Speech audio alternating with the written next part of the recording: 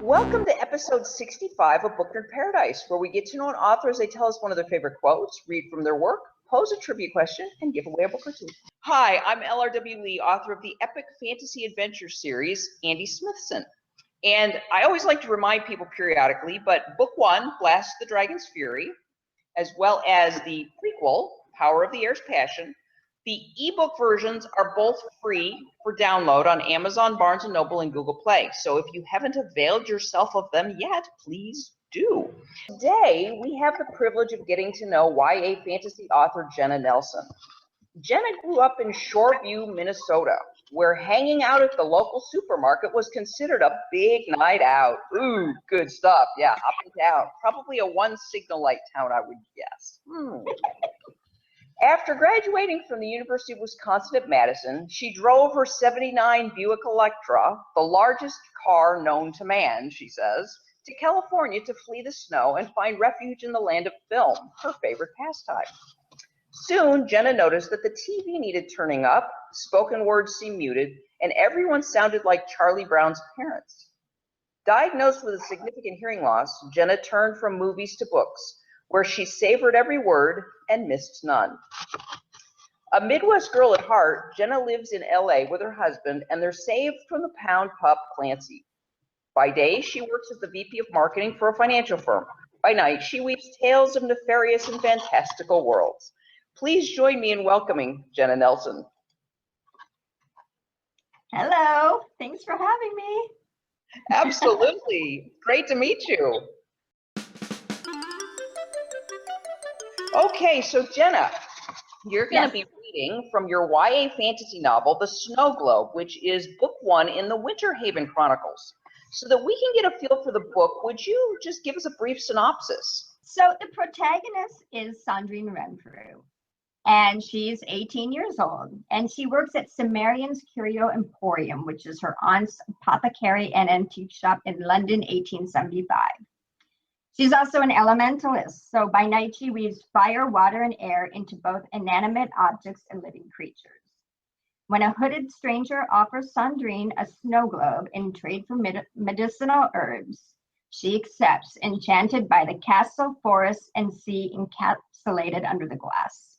And then what happens after that is she's betrothed to one of London's wealthiest men, who is creepy, and he wants to be a dentist, and she does not want to marry this man. She doesn't love him, so she decides to run away, and she trades her corset for trousers, and with one foot out the door, she falls down a veritable rabbit hole into Winterhaven, the haunting world inside the snow globe. Sandrine soon discovers her arrival in Winterhaven is no accident. There she meets Sean, a man who broods more than the darkened sky above. It turns out Sean is not to be trusted. Not only is he the man who sold her the snow globe, he is a bounty hunter employed by the king. The beginnings of a sovereign war have been set in motion, and an immortal queen, one who uses fire as her weapon, is set on destroying Winterhaven. Because of her elemental gifts, only Sandrine has the means to stop the queen. If Sandrine refuses the king's request, he will behead her. If she rises to the challenge of killing the immortal queen, her death is just as imminent. After all, an immortal queen cannot be killed, or can she? Ooh. Yeah, so I have to confess to our viewers here, I have read The Snow Globe, okay? and I thought it was very good, which is why I extended the invitation to Jenna to appear today. So anyway, so I think you're gonna find, as she reads and shares more about the book, you're gonna be fascinated and probably want to know more. So you selected a favorite quote. If you would tell us what that is and then tell us why it's a favorite. Okay, my quote is from a man who is named Krishnamurti, who never wanted to proclaim himself as a Buddhist, but he that was his philosophy. And he was a writer and a speaker and a very deep man. And his quote was, "A life of comparison is a life of misery." And I really love that quote because I think it's really easy as, I think in general, in life in general, we always look around and say, well, why do they have so much more and I have less, or, vice versa. And I think as writers, we really tend to look at people and say, why did they get that big deal and I didn't? Are they a better writer than me? And I think, so for me, it's like, especially when it comes to writing, I really have to, even when I read a great book, and I'm just like, oh my God, I'll never be this writer. I'll never be this, amazing, whatever. And so, and I don't think you can do that. I think you just have to write what you write, do the best you can do, and go from there. So then you're also going to be giving away a book. What are you going to be giving away? I am giving away 2 books, ebooks, and that way anybody in the world can try and get the snow globe. I would actually love to have an international winner, so that would be super fun. But 2 ebooks of the snow globe. Cool. All right. Awesome. Okay, so all you need to do to enter to win is in the comment section right below here. Just leave a comment about the episode. It could be anything, okay? But please do, when you leave the comment, leave a Twitter handle, a Facebook address, or an email address so that if you are one of the lucky winners, we can make sure we can get that to you, okay? We're also going to be reading from your YA fantasy novel. As I said, it's The Snow Globe, which is book 1 in the Winterhaven series. Would you briefly set up the portion you'll be reading from and then share with us? As I mentioned in the synopsis, Sandrine, who is the main character, she has gotten the snow globe, and actually it's so beautiful that she hid it from her aunt. She didn't want to put it out to be bought in the apothecary in the antique shop because she wanted to keep it for herself. And then she set it, so she hides it in her armoire. And then when she finds out she's been betrothed to one of London's wealthiest men, his name is Hubert Teasley, and she decides to run away. And so this scene basically is right after she's found out that she's been betrothed to this man unknowingly, and she's back home now, and it's a scene that happens with her aunt in regards to that. The door rasps open and Henrietta steps in, the light from behind casting her into shadowy silhouette. The Teasleys and I have arranged for Hubert to call on you here tomorrow afternoon. He will arrive at 3:30. I jump out of bed, not caring about the pain in my ribs. Aunt Henrietta, please, I don't want to see Hubert Teasley ever again. I've already given my consent. You will let him court you until he formally proposes, and then you will marry by year's end.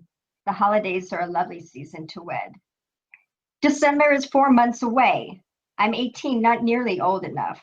I don't know Hubert Teasley or even love him for that matter.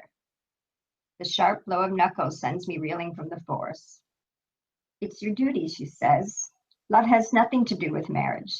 The sooner you understand such things, the easier it will be.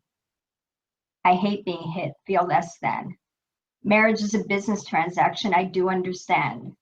But I'm not open for business, not now. And where Hubert Teasley is concerned, not ever. Henrietta's arms cross. Speaking of duty, the day you watched the Emporium, 6 pounds went missing from the till. Care to tell me where the money vanished to? The snow globe. I want to disappear inside of it, far, far away from my conniving aunt. Are you insinuating I'm a thief? Have no reason to steal from you. I'm not starving or wanting for things. Likely you were tired and miscounted. Aunt Henrietta's fingers drum, a signal she doesn't believe me. For 18 long years, I have raised you, put my life on hold while doing so.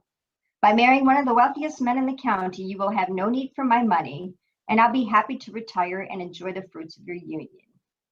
Really, I say, sounding braver than I feel. Raising me was such a sacrifice. Well, I'm sorry my parents are dead. I'm sorry to have inconvenienced you.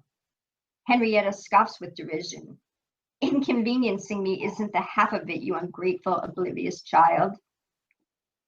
Well, dear aunt, I say bitterly, it's good to know what you think of me. But I am not marrying Hubert Teasley. Not now, not ever.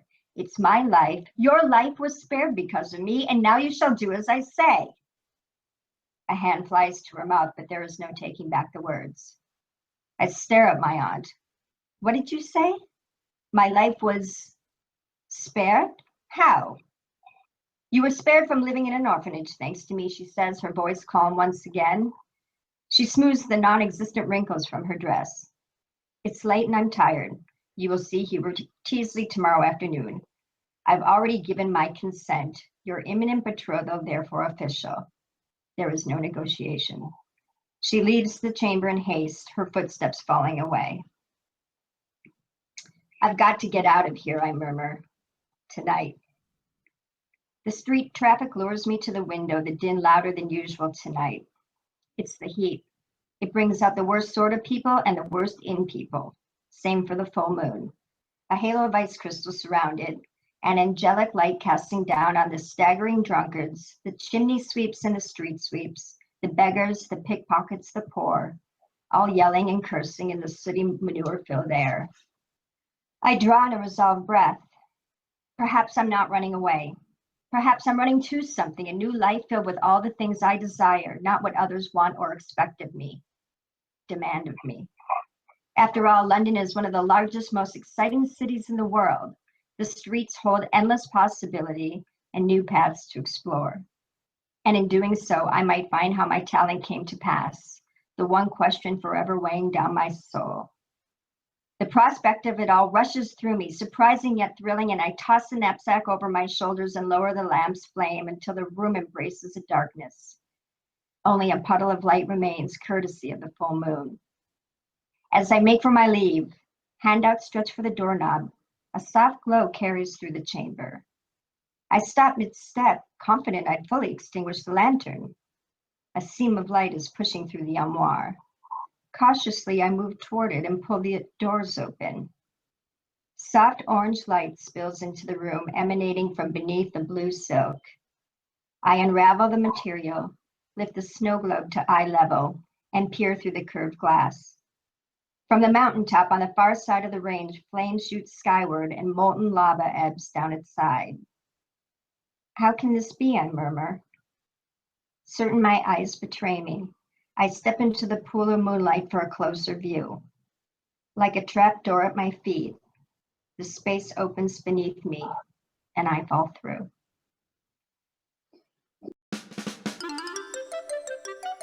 Our guest author last week posed a trivia question for us. My trivia question was, what is the name of the hero who you follow along with in the Odyssey? And the answer is Odysseus.